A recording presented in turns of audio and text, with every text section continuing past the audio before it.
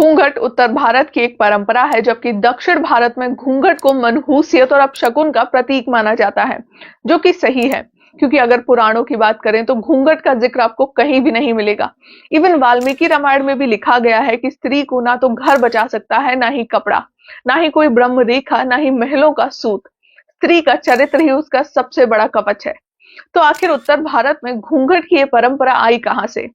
क्योंकि ना ही हमने रामायण सीरियल में या फिर महाभारत सीरियल में किसी भी स्त्री को घूंघट करे हुए देखा है। और अगर हम अपने इतिहास में जाकर देखें हजारों साल पहले, जब यहाँ पर पाला, शोलाज या फिर चालुक्यास का राज हुआ करता था, तब भी हम उनके बनाए हुए मंदिरों को देखें तो हमें वहां पर कोई भी मूर्ति या फिर कोई भी आकृति ऐसी नहीं दिखी है जिसको देखने से हमें कहीं से भी ये लगा हो कि यहाँ पर घूंघट प्रथा नाम की कोई चीज कभी रही भी होगी। तो जब ये हमारे सनातन संस्कृति या फिर बोलो भारतीय संस्कृति का कोई भी पार्ट रहा ही नहीं है, तो आज हमारे आसपास की औरतें घूंघट प्रथा से अपना सर क्यों छुपा लेती हैं? दरअसल पर्दा प्रथा के पीछे दिए गए कारण के अनुसार महिलाओं को अपने मुंह केवल इसलिए ढककर रखने चाहिए ताकि कोई भी पुरुष उसका मुंह न देख सके। ये बिल्कुल वैसा ही है जैसा कि हमारे समाज में सिर्फ कामुक पुरुष ही भरे हुए हैं और सिर्फ औरतों का, लड़कियों का या फिर स्त्रियों का मुंह भर देख लेने से उन पर टूट पड़ेंगे। तो वहीं हिंदू धर्म में घूंघट प्रथा स्त्री के चरित्र और संस्कारों को दर्शाती है। चाहे बात शहरों की करें या फिर ग्रामीण, भारत के हिंदू धर्म में औरतों को अपने ससुर, जेठ, नंदोई या फिर ससुराल में हर उस पुरुष के सामने घूंघट में रहना पड़ता है जो उम्र में उससे या फिर उसके पति से थोड़ा भी बड़ा क्यों ना हो। तो वहीं उत्तर प्रदेश में कई जगहों पर घर की बहुओं को अपने ससुर के सामने बात करने की भी इजाजत नहीं होती। शादी के बाद अक्सर कुछ इसी तरह की रूढ़िवादी परंपराओं और सोच के चलते अपनी जिंदगी चार दीवारी के अंदर जीने पर महिलाएं मजबूर हो जाती हैं।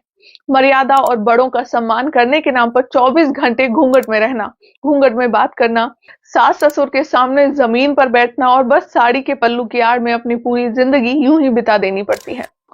और तो और जो औरतें इन परंपराओं को नहीं मानती, उन्हें समाज के नजरिए से चरित्रहीन मान लिया जाता है। इस प्रथा के चलते भले ही किसी को कोई शारीरिक या फिर मानसिक नुकसान नहीं पहुंचता हो, मगर महिलाओं के आगे बढ़ने के बीच में ये प्रथा एक रोड़ा बनकर जरूर उभरती है। पर्दे में रहने के कारण उनको सामाजिक और बाहरी दुनिया से वंचित रहना पड़ता है। लोगों से कम बातचीत और दायरों में बंद कर उनके आत्मविश्वास को पूरी तरह से दबा दिया जाता है। और ऐसी महिलाएं हमेशा किसी न किसी पर निर्भर रहकर ही अपनी पूरी जिंदगी बिताने को मजबूर हो जाती हैं। और तो और घूंघट सिर्फ उत्तर भारत में ही एक परंपरा है, जबकि दक्षिण भारत में महिलाएं इसे सिर्फ तब ओढ़ती हैं जब परिवार में किसी की मृत्यु हो जाती है।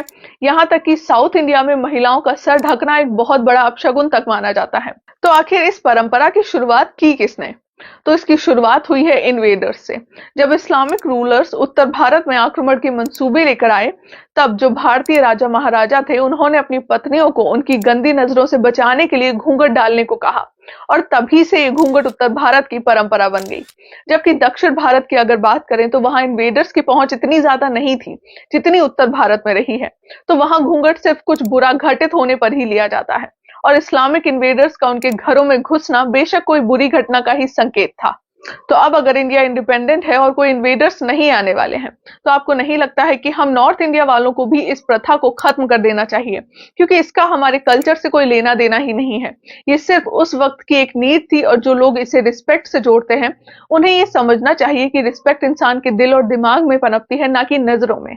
तो फिलहाल के लिए इस वीडियो में बस इतना ही। आप मेरे विचारों से सहमत हैं या नहीं, मुझे कमेंट करके जरूर बताएं।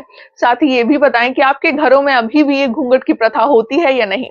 जल्द ही फिर मुलाकात होगी एक नई वीडियो में। तब तक के लिए नमस्कार।